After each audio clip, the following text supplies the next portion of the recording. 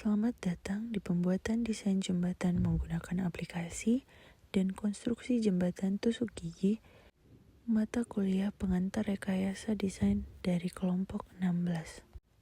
Adapun anggota dari kelompok 16 adalah yang pertama Andre Bonaran Situngkir dengan NIM 12S25026, Sakeus Banuara Samto Malau dengan NIM 12S25038, Rafael Dietrich Zesa Gaveriel Simatupang dengan NIM 12S25006, Julia Simatupang dengan NIM 12S25020, Ervina Christine Deborah dengan NIM 12S25059, Joshua Luis Fernando Sinaga dengan NIM 22S25054, selanjutnya Keisha Octavia Siburian dengan 22S25013, Magdalena Pasaribu dengan NIM 22S25010, Nicholas Hotpitua Ambarita dengan NIM 11S25001, Esther Adelia Hutasuet dengan NIM 13S25009.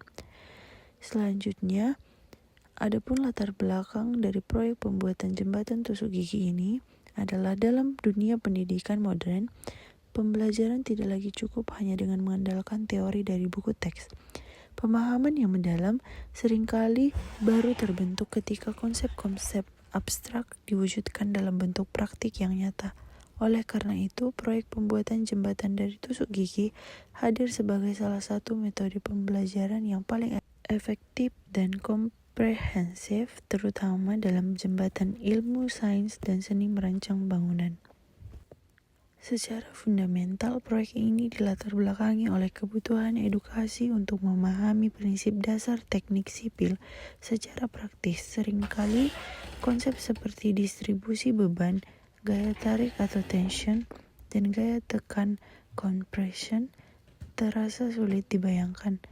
Namun, melalui penyusunan rangka jembatan tusuk gigi, kita dipaksa untuk melihat bagaimana elemen-elemen kecil yang rapuh bisa mendistribusikan beban secara merata menjadi sebuah struktur yang kokoh.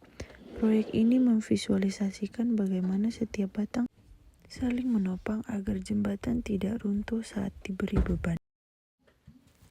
Lebih dari sekedar teknik bangunan, pembuatan jembatan ini juga menjadi wadah penerapan teori fisika dasar yang aplikatif.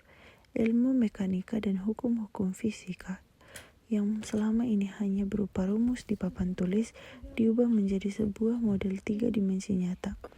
Kekuatan jembatan ini nantinya dapat diuji secara langsung melalui uji beban atau load testing. Saat jembatan pada akhirnya patah atau runtuh pada titik beban tertentu, hal tersebut memberikan evaluasi visual secara langsung mengenai kelemahan desain dan letak penumpukan gaya terberat.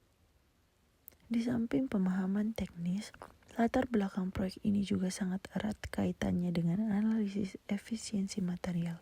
Dalam dunia nyata, insinyur dituntut untuk membangun infrastruktur yang kuat namun tetap ekonomis.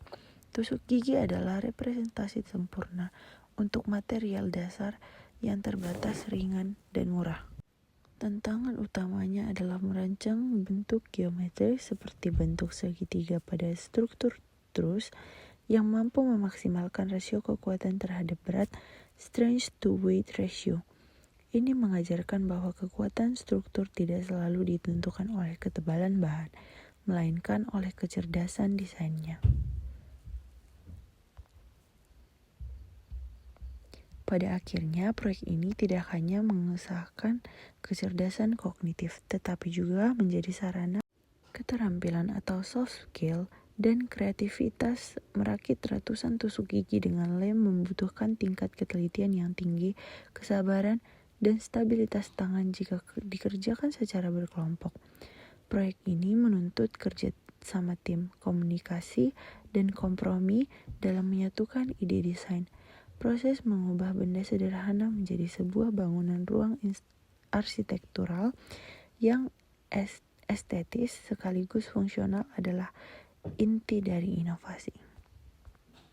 Jadi kesimpulannya adalah dengan demikian, pembuatan jembatan tusuk gigi bukan sekedar tugas kerajinan tangan biasa, Proyek ini adalah simulasi dunia nyata berskala miniatur yang menggabungkan kecerdasan analisis fisika, efisiensi, rekayasa teknis, dan kreativitas seni, menjadikannya sebuah pengalaman belajar yang sangat holistik.